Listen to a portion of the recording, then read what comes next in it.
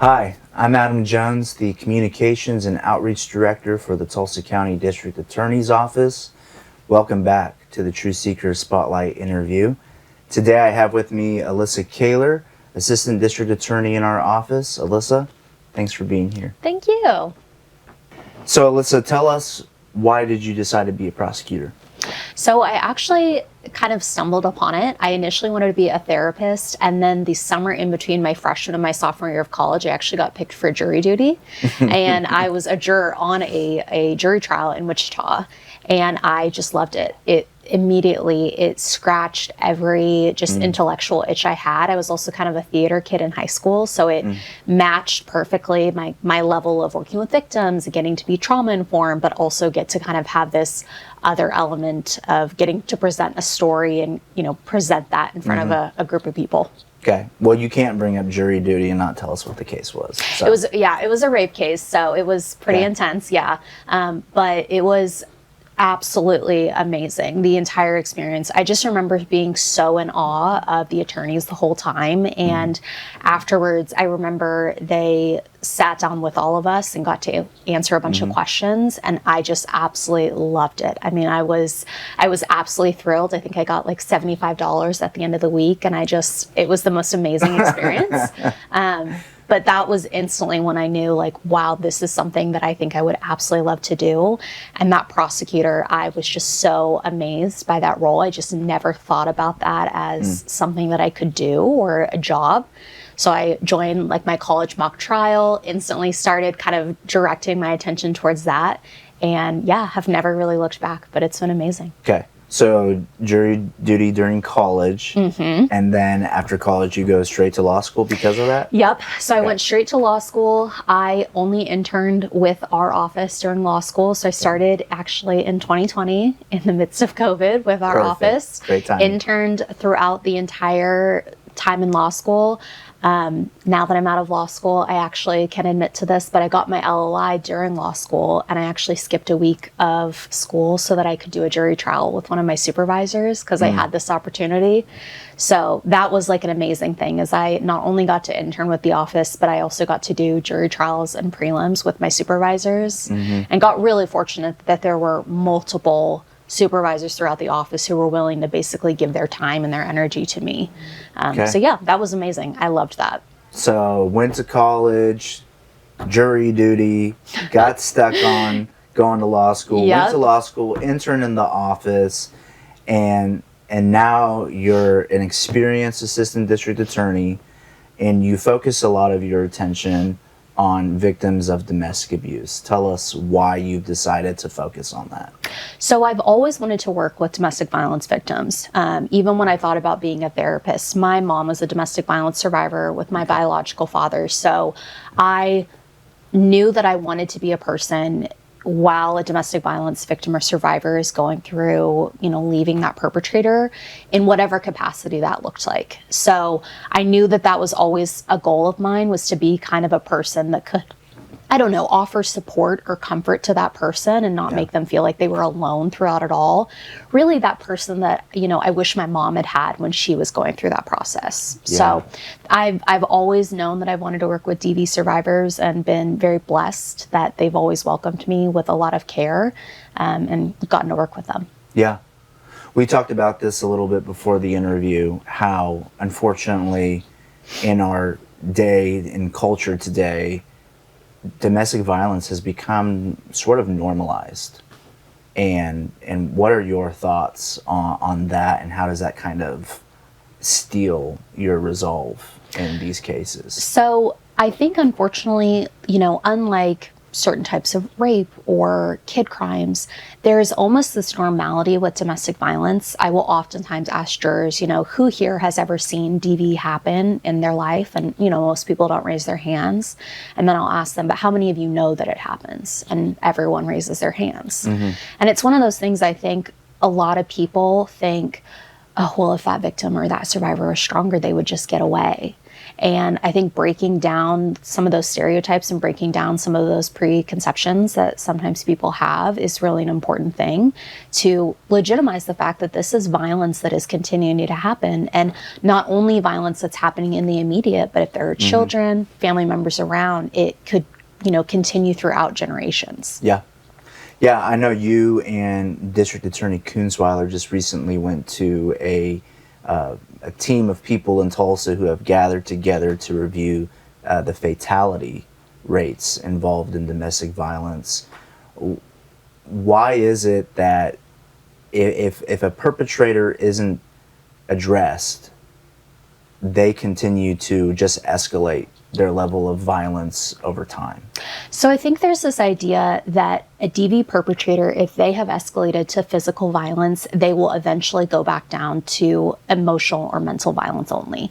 But what we've seen and understanding trauma and domestic violence specifically is that once a perpetrator has escalated to physical violence or violence with a weapon, that escalation of violence is always going to go back up, or it's always going to go further. It's never going to go back down to just, me casually slapping my partner or something of that nature. It's always going to continue, or it's going to increase. However, if there are proactive steps that you can take in that process, that up and down scale, to actually reduce some of the urge to go back up that scale, that is things that we see that will actually reduce harmful behavior. So that might look like batterers intervention programming. Sometimes that looks like prison. So it just depends on the lethality of the situation or how dangerous the situation is with domestic violence. But I think there's this idea that it will eventually, just naturally go back down, which is just not realistically how it works. Right. Yeah. And that's why it's so important to try and address these issues that, again, unfortunately have become normalized. It's so important to get in touch with these victims whenever they're still on that lower side of the spectrum, because we know that violence is going to continue to escalate. So what is your message to victims of domestic abuse, and why is it so important for them to engage us in that process before it reaches a very devastating end? What I try to make every victim or survivor know is that I genuinely care about their safety. Even when I have victims who are upset at me or angry with me, I want them to know I genuinely want them to be safe. I think so often domestic violence can really make victims or survivors feel alone, and that no one's going to believe them, or no one's going to be there for them, or, they might have a perpetrator who it's really fun to be around, and, really their family or their friends might only see that part. And the part that I really try to focus with them is that I am here to help them in whatever capacity that looks like. Obviously, sometimes that has to be through the criminal process, and we'll do it.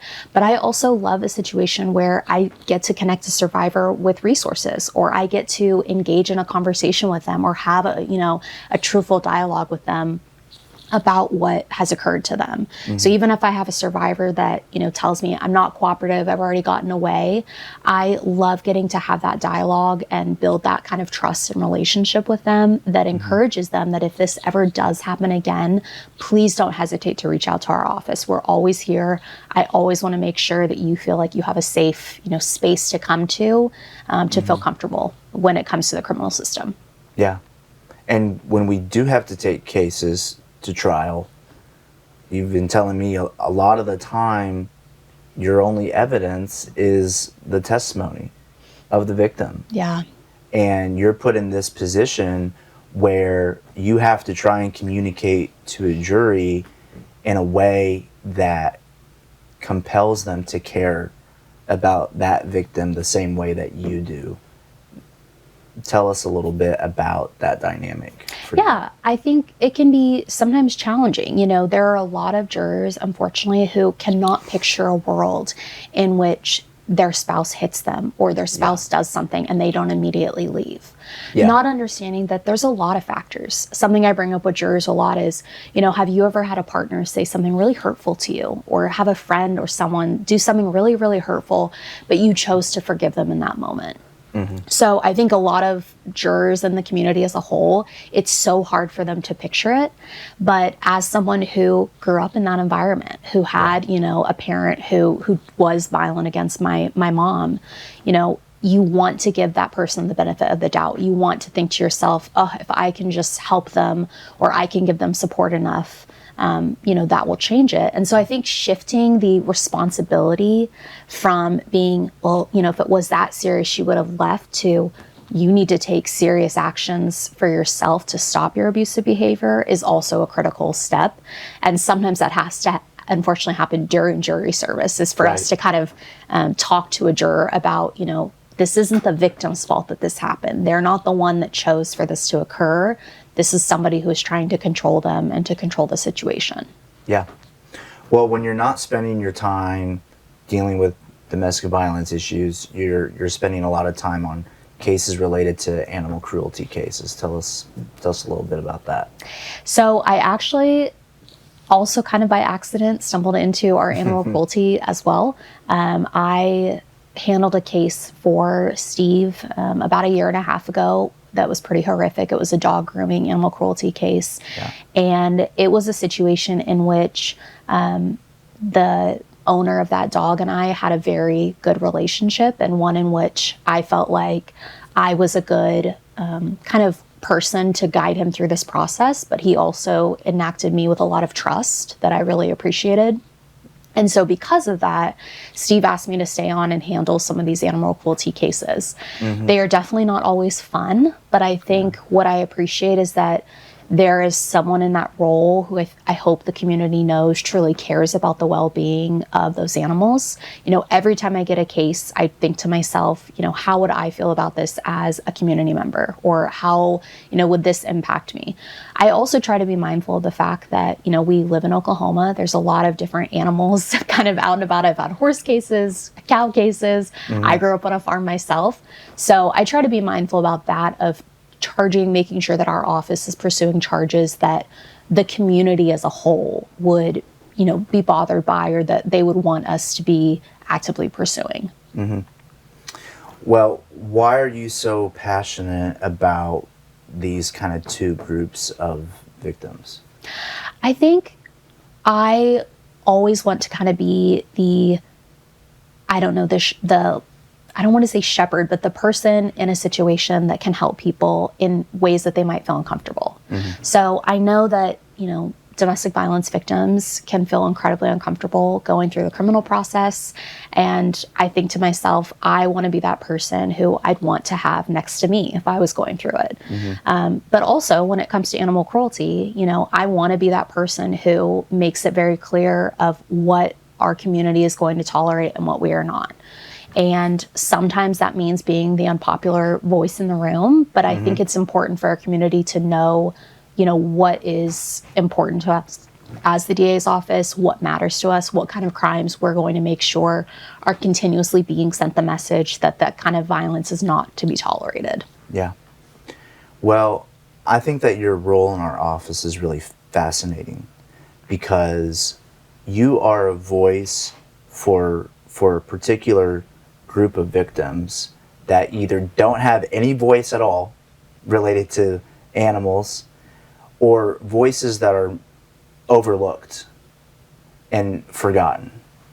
And so I thought it was really important for us to spend this time to hear about the reality of we have members of our community who are often overlooked and forgotten by a lot of people, but not you in our office.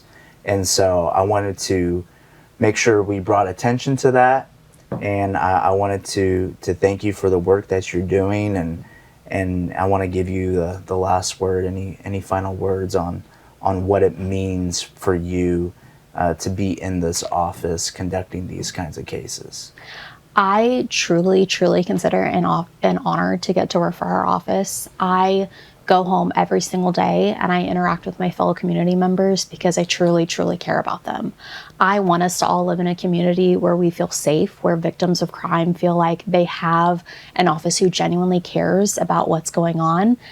And I hope that through my role kind of in different areas, that's what I've demonstrated, is that our office is here to care for our community because we are members of the community. You know, I want I've seen victims in public and I want them to feel comfortable coming up and talking to me or, you know, interacting with me.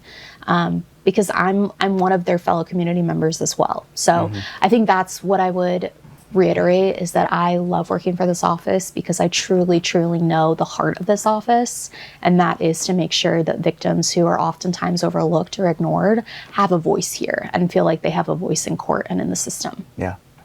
Well, thank you. Absolutely. For spending Thank some you. time with us. And thanks to all of you for joining us. We'll see you next time.